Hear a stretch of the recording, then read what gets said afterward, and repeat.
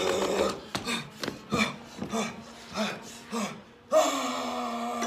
right, hopefully you didn't take that seriously, but this is the world record that I could find so far. It's 50 pounds, I'm weighing 180 pounds. The point is this, I am begging you for your sake and for everyone that you help with their body to train the tibialis, and I'm gonna explain why, okay? Your knee and your ankle are the two leg limbs. Obviously the hip is in the middle, right? And then you have up here. We're not talking about the hips and everything. We're just talking about in your legs, right? Knee, the quads extend your knee, the hamstrings flex your knee, right? And then in the ankle, the calves extend your ankle. What about the muscles that flex your ankle? You see what I'm saying? So out of the four main leg actions that we have, most programs are completely missing the front one, and it's so easy to train.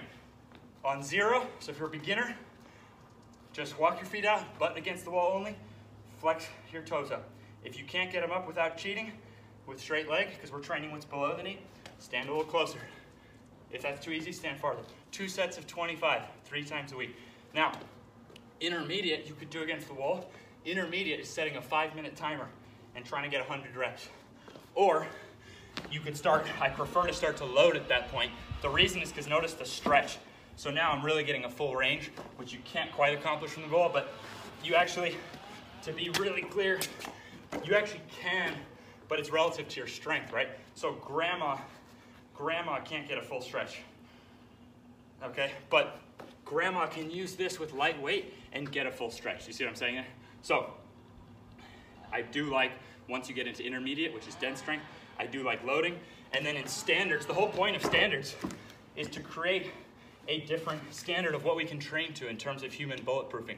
So a standard represents something that on average only 1 in 100 normal people could do. That's what a standard is, but it's something that anyone can train to, right? So I would say that 25% of body weight would be a standard, and probably because I don't really think I have the strongest tibialis. I've just been trying to. You see what I'm saying? And in doing so, now things like basketball, it's physically impossible for my own self-induced efforts to cause me knee pain because I'm so built. I explain this in many videos. Anyways, I do think somewhere around 1/3 of body weight would be like truly world class. So that might be for someone, I don't know, what if your job is to make millions of dollars in the NFL kicking footballs?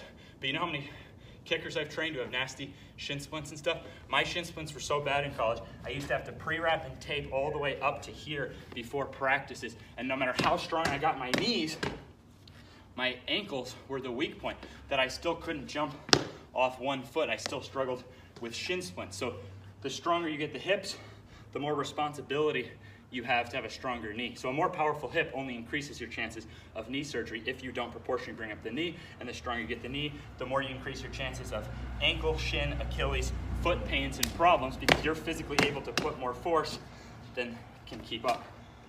So that's how I would train it. And last thing, it's totally understandable why this was missed. Even though it's so easy to train, it happens so fast in sports. So hang on, in this last clip, I'm gonna show you how fast it happens. It happens so quick, you might have to watch it again, and you're gonna realize that the first thing that decelerates you when you're going forwards, because no one in Olympic sprinting history has run on their heels, right? But what about when you have to decelerate? What about Michael Jordan's jump shot? We can do all the vertical tests in the world that we want, and yes, you don't need your tibialis because you're standing there. Where's the testing for Michael Jordan's jump shot? So where's the testing for the qualities like staying healthy, a pull-up jump shot, that are actually making athletes millions, hundreds of millions of dollars, okay? Of course the acceleration is important, but the stronger you can accelerate, the stronger the tibialis needs to be to decelerate. Anyways, watch this clip and you'll see what I mean. I'm not blaming anyone.